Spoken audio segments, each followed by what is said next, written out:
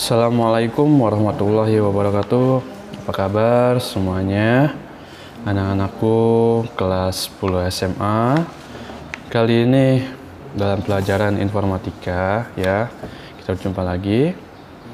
Akan membahas sebuah pengenalan Microsoft Word ya. Nah, buat kalian ya, kan di kelas SMP ya, 9 SMP, ada yang mungkin sudah belajar komputer, ada juga yang belum ya kan. Nah, di sini ya, Bapak mau memperkenalkan ya, yang belum mengetahui Bapak akan memperkenalkan, dan bagi yang sudah mengetahui ya, Bapak akan memperjelaskan supaya bisa menambah ilmu pengetahuan kalian ya. Nah, di sini dengan judul pengenalan Microsoft Word 2010 ya, Bapak ambil contoh 2010, walaupun sebenarnya ada banyak ya versi-versinya, mulai dari 2003, 2007, 2010 ya, bahkan 2017 juga sudah ada, 2019 juga sudah ada ya. Nah, cuma Bapak mengambilkan Microsoft Word 2010 yang mungkin banyak digunakan orang-orang dalam bekerja ya, maupun siswa-siswa yang sering dipakai ya, di aplikasi yang sering dipakai oleh siswa ya, maksudnya apa ya. Nah, di sini ya pengenalan Microsoft Word 2010 ya. Sebelumnya Microsoft Office itu kan sudah Bapak jelaskan ya, dia memiliki beberapa produk yang saling memiliki keterkaitan ya, ataupun misalkan selalu terhubung ya. Nah, Microsoft Word ini ada yang untuk pengolah kata ya, terus pengolah presentasi, dan pengolah angka ya, pengolah angka. Nah, Microsoft yang pengolah kata ini ya, yaitu Microsoft Word atau Microsoft Word ya. Lalu ada pengolah angka itu Microsoft Excel, dan pengolah presentasi itu Microsoft PowerPoint ya. Nah, di sini pengenalan dan dasar Word for Windows ya. Nah, Microsoft Word for Windows sebagai generasi baru dari pengolah kata ya, memulai dengan Word, jendela aplikasi Word dan fungsi-fungsinya. Nah, ini yang bakal bahas ya. Lalu ada pengolah Word ya. Microsoft Word ada software pengolah kata ya, yang merupakan bagian dari Microsoft Office ya, Microsoft Office Suite, yang di dalamnya ada yang diantaranya ada Microsoft Excel, PowerPoint, dan lain-lain ya. Nah, di sini nanti kalian bisa lihat di PowerPoint itu ada link official Microsoft ya. Nah, pada saat ini Microsoft Word paling banyak digunakan oleh masyarakat. Karena apa? Karena penggunaannya amat sangat mudah ya.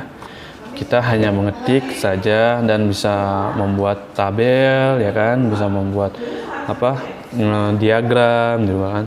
Nah, mungkin kalian nih nanti mau bikin jadwal pelajaran ya kan, daripada ketik di handphone, dengan kalian ketik bikin Word nih di tabel ya kan. Nah, dikotakin jam-jamnya, terus mapel apa saja sih kira-kira ya. Nah, pada saat ini Microsoft Word paling banyak digunakan karena kemudahannya ya. Lalu karena pengguna program ini cukup mudah dan manfaatnya amat sangat banyak ya. Nah, perkembangan Microsoft Word ya. Pertama kan ada Microsoft MS Office ya, MS Office 3.0 ya kan. Lalu berkembang lagi sampai Microsoft Office 2020, 2002, 2003, 2007, 2010 dan seterusnya ya, yang seperti yang tadi Bapak bilang, bahkan sampai ada yang sudah 2019 ya Microsoft Office-nya ya. Nah, memulai Microsoft Office ya amat sangat mudah ya. Kalau misalkan kalian mempunyai komputer ya, di sini kalian tinggal mengklik saja icon si Microsoft Office ya, icon Microsoft Office. Nah, itu yang sudah ada di desktop ya. Tapi kalau misalkan belum ada di desktop, kalian kan bisa ke menu, klik menu Start ya, menu Start, lalu Alt Program, lalu cari Microsoft Office. Nah, di folder Microsoft Office itu nanti akan ada banyak program-program Microsoft ya, salah satunya Microsoft Word ya. Nah, tapi perkembangan sekarang era smartphone ya. Smartphone kan sekarang udah canggih-canggih nih ya. Sudah bisa kamera, musik segala macam ya kan. Nah, ternyata di smartphone ini juga sudah bisa menggunakan aplikasi Microsoft Office ya. Nah, Microsoft Office di smartphone ini mungkin lebih mudah ya, lebih istilahnya lebih simpel, tetapi fiturnya belum lengkap seperti yang ada di Microsoft Office versi laptop ya. Tetapi kita masih bisa kok mengetik, misalkan membuat dokumen kata ya. Nah, itu di smartphone ya, dengan menggunakan aplikasi Microsoft Office dari Google Play ataupun iOS ya. Lalu memahami Microsoft Office versi 2010 yaitu dengan user interface. Nah, apa sih ini user interface? Nah, user interface ini halaman pertama pada saat kalian melihat pada saat kalian membuka Microsoft Office ya. Microsoft Office itu halaman pertama yang misalkan ada tombol file ya, home, back layout dan lain-lainnya. Nah, di sana ternyata mempunyai nama-nama ya. Misalkan nih yang tombol save yaitu misalkan undo atau redo ya. Nah, itu namanya Quick Access Toolbar. Kenapa Quick Access Toolbar dinamakan? Karena itu merupakan salah satu tombol yang paling cepat ya, akses cepat misalkan ya. Kalau misalkan kita mau save nih, mau save dokumen, kan biasanya kita harus menuju menu file ya, file terlebih dahulu, lalu kita mencari menu save atau save as. Nah, di Quick Access Toolbar ini lebih cara singkatnya ya, cara pintasnya karena di sana sudah ada ikon disket atau ikon penyimpanan ya. Nah, terus redo ataupun undo ya, biasanya kan kita menekan tombol shortcut ya, biasanya Ctrl Z ya untuk undo. Nah, di situ di Quick Access Toolbar udah ada logonya tuh, panah yang menghadap ke kiri ya. Nah, lalu ada navigation range, lalu ada dokumen area kerja. Nah, dokumen area kerja ini yang kolom putih ya, bagian putih itu namanya dokumen area kerja, atau misalkan page layoutnya ya. Tuh. Terus ada status bar ini kita untuk mengetahui kita ada di halaman berapa ya. Terus folder kita situ sudah memiliki berapa halaman ya. Terus bisa mengatur untuk di zoom atau zoom in atau zoom out ya, memperbesar dokumen area kerja ya. Oke, memahami Microsoft Word versi 2010 itu adalah ribbon ya. Nah, ribbon memegang semua informasi dalam versi sebelumnya dari Microsoft Office dengan cara garis streaming lebih visual ya. Nah, di sini garis ribbon ini ya untuk mengetahui tadi ya tombol, misalkan jenis huruf ya, jenis huruf teks ya, terus ada paragrafnya ya, terus ada juga untuk mewarnai si teks ataupun halaman ya. Nah, itu namanya baris ribbon ya. Terus ada user interface, ada group clipboard dan group font dan menu launcher ya. Jadi kalian bisa lihat ya di presentasinya ya. Terus ada memahami Microsoft Word versi 2010 itu dengan tab home ya, tab home. Nah, di tab home ini isinya banyak ya, di antaranya kita untuk mengatur huruf ya kan, jenis-jenis huruf. Kalau jenis huruf yang biasa digunakan ya dalam pengetikan itu menggunakan Times New Roman ya, Times New Roman. Lalu besar fontnya itu biasanya antara sekitar 12 sampai 14 ya, 12 sampai 14. Misalkan 12 untuk isinya dan 14 untuk judulnya ya. Lalu ada tab insert. Nah, kalau sudah mengenal nama insert berarti kan memasukkan ya.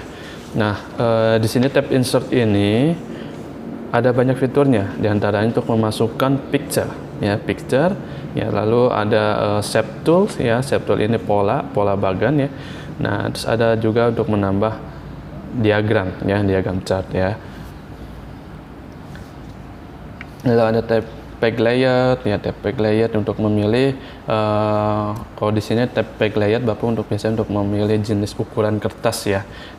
Di sana itu ada margin ya.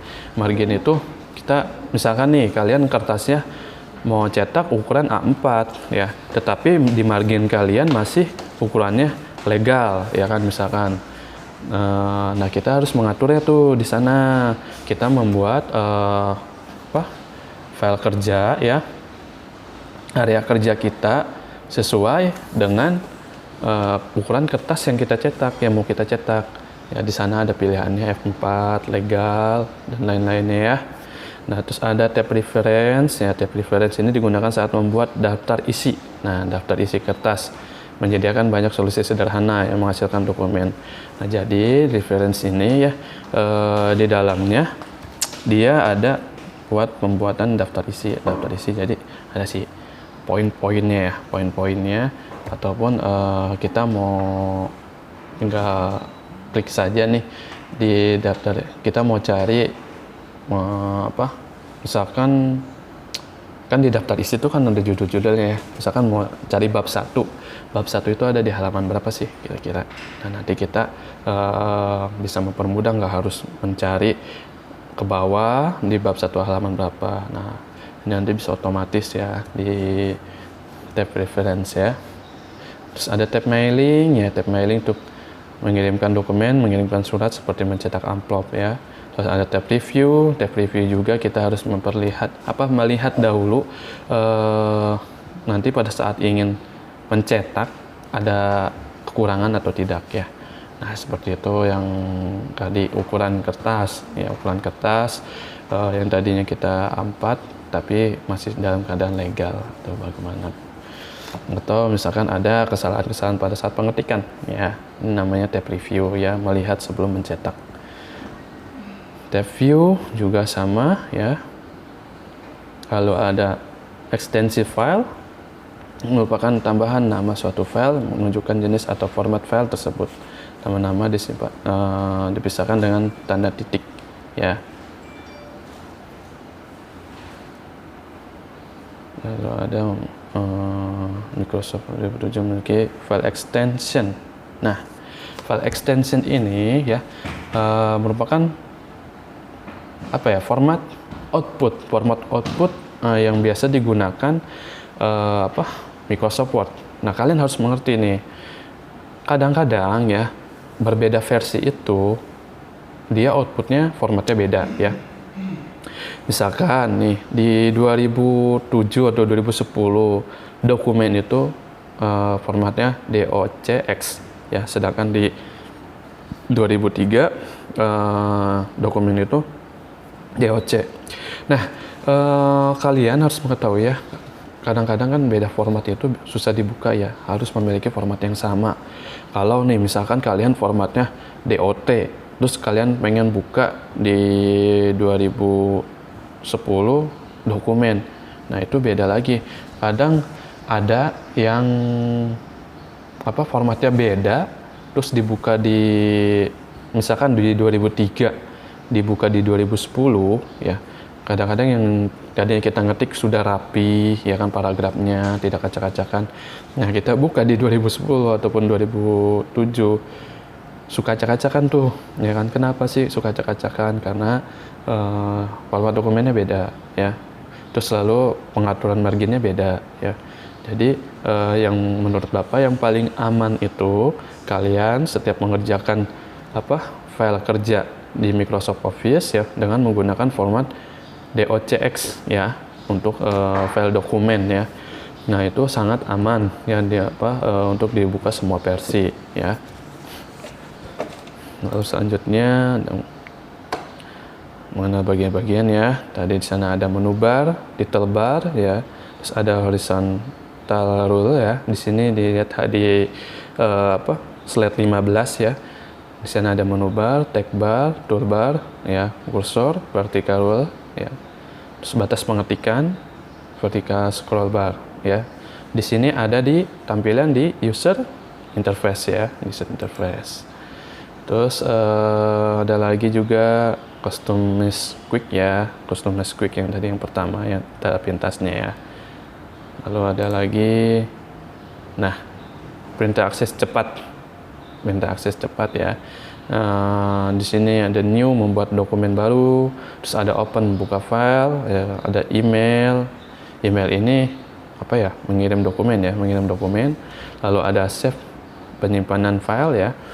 Nah, kalau misalkan nih kalian mau save dokumen, kalian bisa kok, nggak harus membuka menu file lalu cari tombol save ya. Kalian tinggal menggunakan shortcut keyboard ya, yaitu Ctrl S ya, CTRL S, yaitu untuk men-save dokumen ya.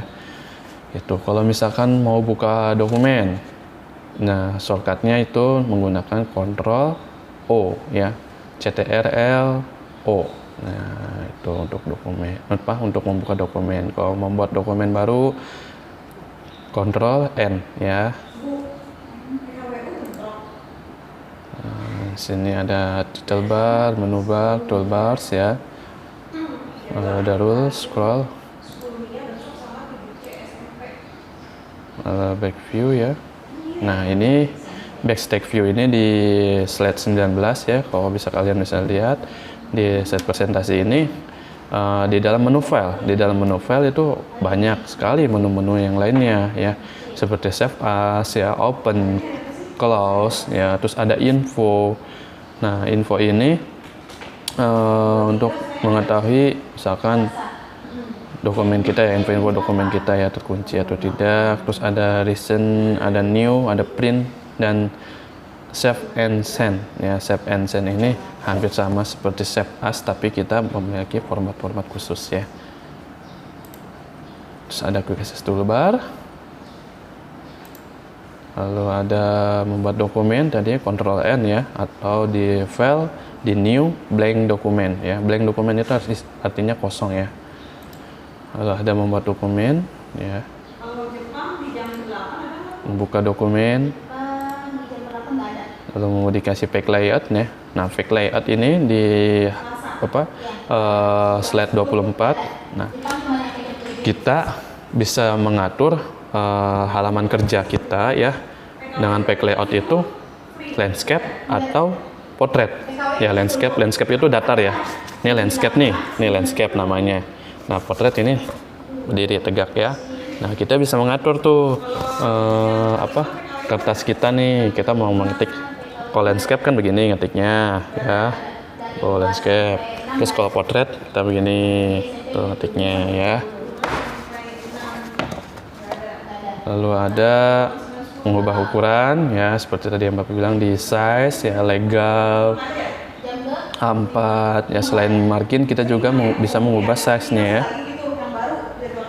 Kalau margin ini kan garis tepi ya, garis pembatas pengetikan. Kalau size ini layar kerja ya, maksudnya ya. Sorry ya. Nah, oke. Kotak dialog page setup. Nah, kotak dialog page setup ini kadang-kadang nih kalian perhatikan di slide 27 ya. Kan kita mau cari sesuatu tiba-tiba kok yang lebih khusus, yang biasanya nggak ada di tampilan ya, user interface itu, kita harus mencari di page setup. Yang adanya di setup. Nah, itu kotak yang paling kecil. Kotak paling kecil ada tombol tanda panahnya. Nah, nanti kalian bisa cek di PowerPoint ya. Menyimpan dokumen ya, bisa save as ataupun Ctrl S ya. Nah ini menyimpan file dokumen ini ya, kita pertama harus menentukan. Kalau biasanya sih Bapak ya, kalau saat menyimpan file, pertama kita menentukan dulu kita mau menyimpan di mana ya, lokasinya, foldernya. Lalu kita mengganti namanya ya, ganti namanya. Lalu format dokumennya apa? Misalkan ada docx ya, docs, ataupun kita juga bisa menyimpan file ini menjadi PDF loh ya, menjadi PDF. Nah, itu ya, bisa menyimpan secara langsung ya, atau recovery juga ada. Oke ya, mungkin itu cukup dari Bapak penjelasannya ya. Silakan kalian simak PowerPoint-nya ya. Oke, assalamualaikum warahmatullahi wabarakatuh.